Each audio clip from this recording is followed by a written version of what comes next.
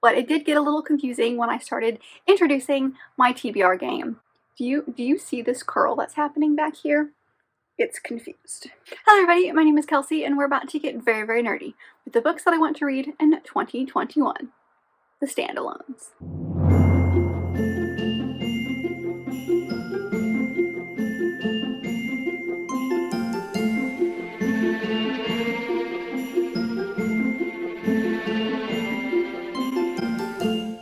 So today we're going to be doing the lovely yearly video where I talk about the books that I want to read next year.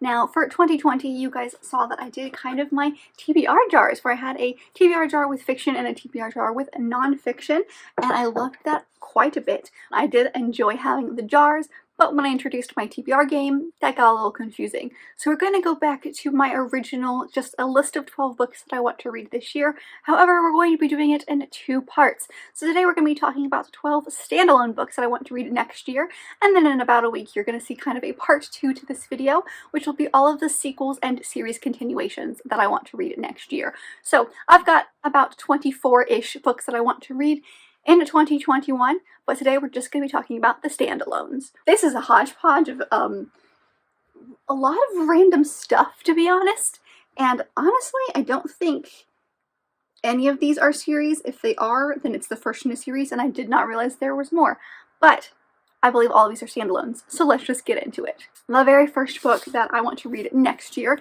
is Daughters of the Winter King by Nancy Goldstone. This is another nonfiction. I read The Rival Queens earlier this year. I think it was in October, by Nancy Goldstone, and utterly loved that book, and now I want to read all of the fun historical biographies and kind of nonfiction explorations that she has. So this follows 4 sisters who I believe are kind of like the descendants of Mary Queen of Scots. I don't think they are her direct daughters, but they are from her line. And Mary Queen of Scots is a historical figure that I find fascinating, and so I'm really intrigued to see, you know, the story of all 4 of these. The Rival Queens was about a mother and her daughter, and so I'm really interested in this, and like I said, Mary Queen of Scots is very fascinating to me. So I'm excited to see kind of like what her descendants are going to be about, and I love Nancy Goldstone's writing. I think it's incredible, so I am very excited about this. I enjoyed reading nonfiction so much that I thought if I put some on this list, then I would continue reading my nonfiction picks throughout the month instead of just kind of like forgetting that I have them. So that is why this is on here, but I'm also just really excited about it. So the next one is After Alice by Gregory Maguire. This is a kind of retelling that he has done of Alice from Alice in Wonderland. It is not very long, but I read Wicked by this author, oh my goodness, many, many years ago when I was in high school, and I want to get into his stuff because I think all of his stuff sounds really interesting, but I think I needed to be a little older to fully comprehend it.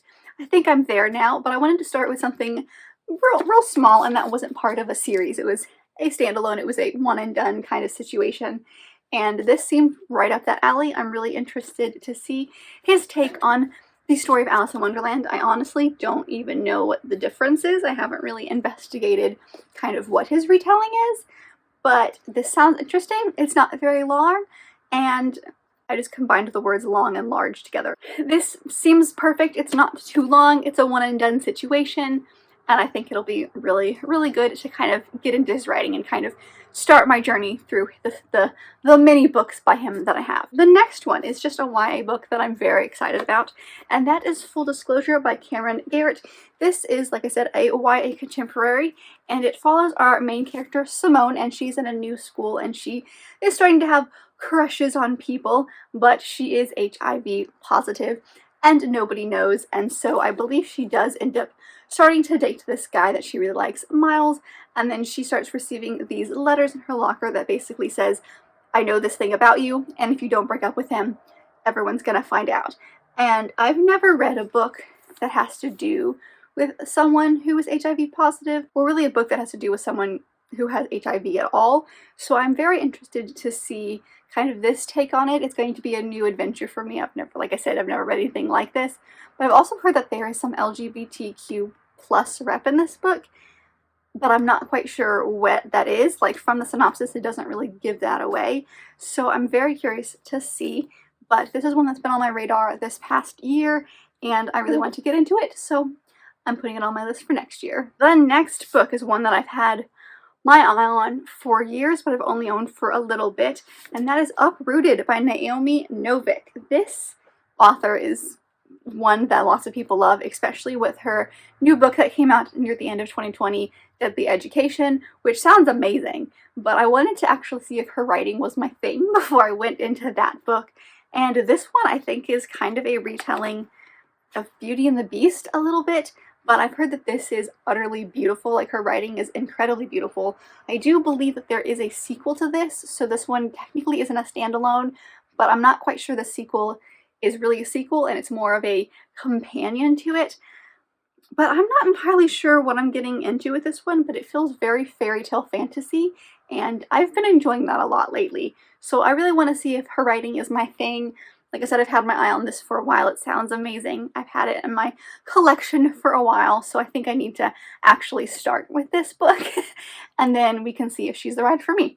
My feeling is she will be, but I want to actually read it before I, like, buy all of her stuff. So this just sounds amazing. This cover is stunning, and it just sounds great. So I am excited, and I want to get into this one and try her writing. The next one was not on this list originally, but I did a video near the end of November where I talked about it, and then it just, I just needed to read it right away.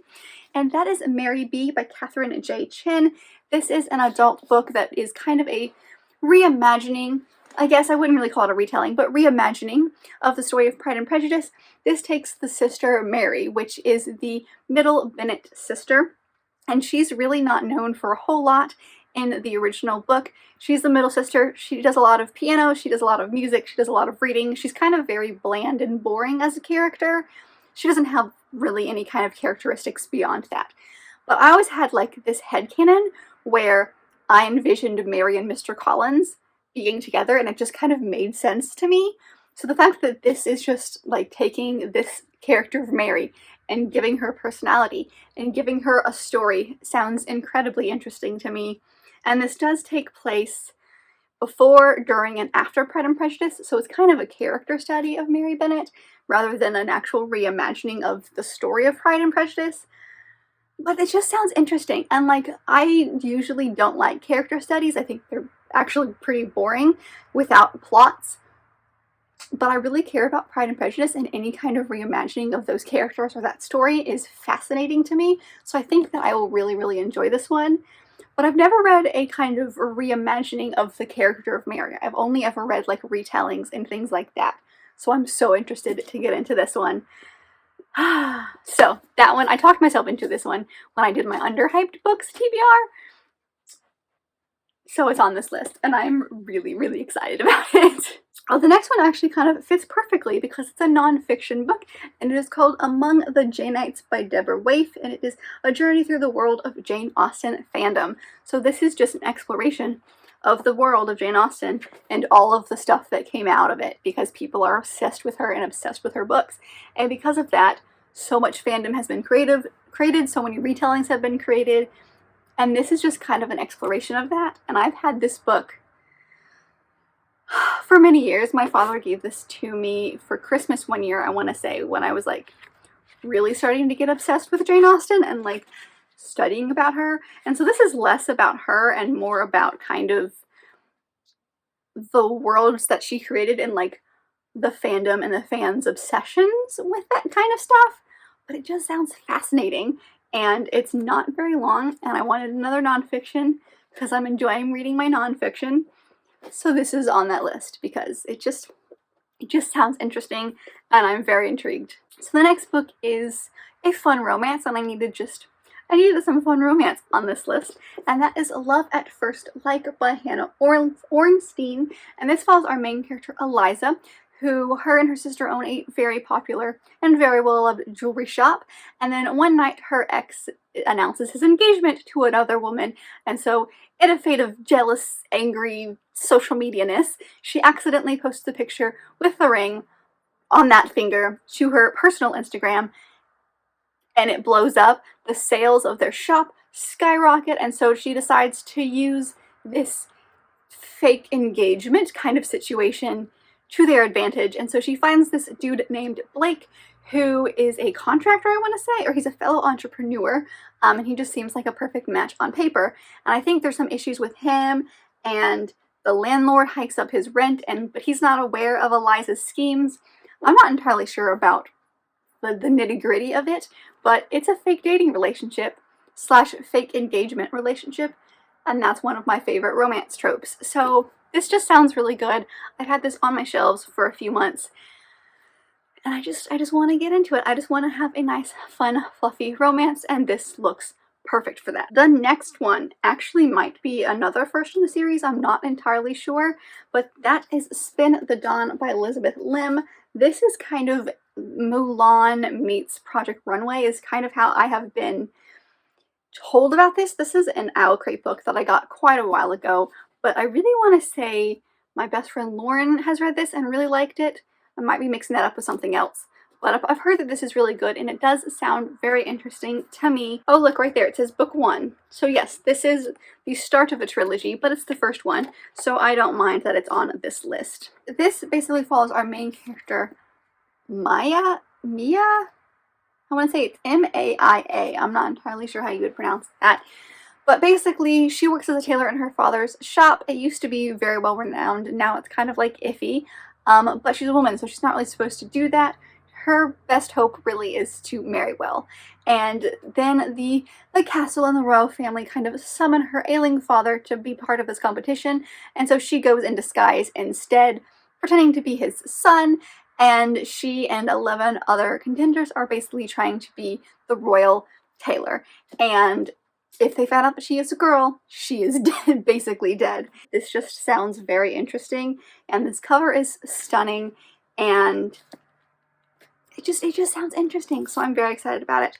I thought that I would put an Owl Crate book on here that I'm very excited about because I need to get through some of those books. I have quite a few that I still haven't read, and this is one of them, but it also sounds great. The next one is a sci-fi book, and that is The XY by Virginia Bergen. This is one that I also talked about in that underhyped video, which is probably why it's in my brain.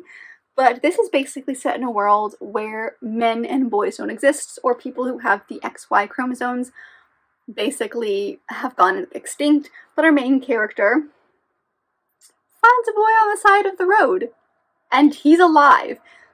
That's literally all I know. But it just, it sounds fascinating. I'm curious to see the world that this author has created, but this just sounds really interesting, and I've had it on my shelves for a while, and I've heard no one talk about it, so I want to go in and figure out what this book is about, because it sounds fascinating. So that's on the list as well. The next one is technically part of a series, but they're all companion, so like, is it really? And that is Three Sisters, Three Queens by Philippa Gregory. This is the next book in her Plantagenet Tudor England series. Again, they're all standalones. They're all companions to each other because they are set in the same kind of family and time period, but they're all different stories, and you don't have to have read one to read the other, if that makes any sense. But this one follows three sisters, and I believe that they are all part of the Tudor court, and I just really need to continue with my Philippa Gregory. I'm about halfway through the series and all of the books by her that I have, but I haven't read one in months, so I need to read that. And I thought by putting this one on the list, that would encourage me to continue with her books. So basically, this follows three queens, obviously. It follows Catherine of Aragon, who is Henry VIII's first wife.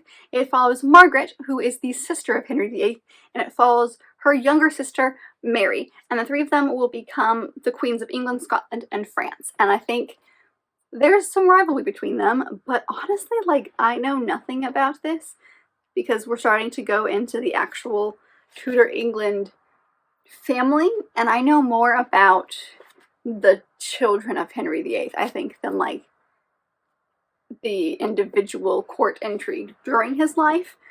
But this sounds interesting. It's the next one in the series. It's not a small book by any means. It's over 500 pages, but I want to continue with my Philippa Gregory reads, and this is the next one.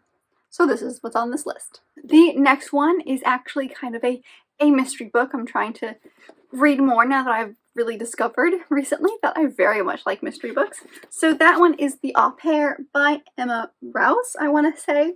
And it follows our main character, Sarah Pine. These names are going to be real bad, and I'm sorry. And her twin brother. They were born in the middle of the summer in this very small town in the Norfolk coast, but within hours of their births, their mother threw herself off a cliff, and the father picked up the two siblings and went away. And so this story starts when she is now an adult and her father has just passed, and so she's mourning his passing, but she finds a picture that sparks a lot of questions about her past, and so I think she goes back to that town to find answers. And there's a lot of kind of like questions surrounding her family in that town. So this just sounds interesting. I'm not sure what about this really grabbed my attention. I have no idea what I'm going to be getting into with this one. I feel like there's going to be quite a lot of like timeline switching back and forth, so it might get a little confusing, but it still sounds interesting and I want to give it a shot. So it's on this list as well. And the very last book that is on this list is The Love Interest by Kale Dietrich. This is a book that I've had on my TBR for a very, very long time, but it basically takes place in this world. It's kind of a contemporary setting where there is this secret organization of teenage spies, and they are individually called the love interests because they are kind of tasked to one specific individual, and that individual has lots of greatness, has a lot of good information, and so it follows these two kids, one named Caden, and he is nice, so he plays the nice boy next door, perfection, that kind of person. And we also follow Dylan, who is bad, and he is the brooding, dark-souled kind of bad boy, and they're both basically trying to get the information from this one single girl. And then I think feelings emerge between the two of them for each other, because they've never lived in the outside world before. But it's kind of a like very tough situation because whoever doesn't get the girl is gonna die basically. And so it just, I don't know, it just sounds very fascinating, and this could be terrible, but it also could be really good at the same time. So I'm not entirely sure what to expect going into this one, but I've had this on my list for so long, like so long, and it just sounds fascinating. So I'm hoping to read this one in 2021 finally. So that is it. Those are the 12 books that I'm hoping to read in 2021, specifically like standalones and firsts in series. But like I said, have a part 2 coming up in about a week for the sequels and series continuations. So stay tuned for that. But that's really all I have for you guys today. I hope that you enjoyed. Please let me know down below if there are any books on this list that you have read. I would love to know your thoughts on them, or if there's any kind of specific books that you were planning on reading in 2021. Would love to know that as well. But if you did like this video, make sure to give it a big thumbs up and subscribe down below if you want to be part of this awesome growing family. I've also got all my social media down there if you want to follow along on any of those. And I will see you guys in my next video. Bye!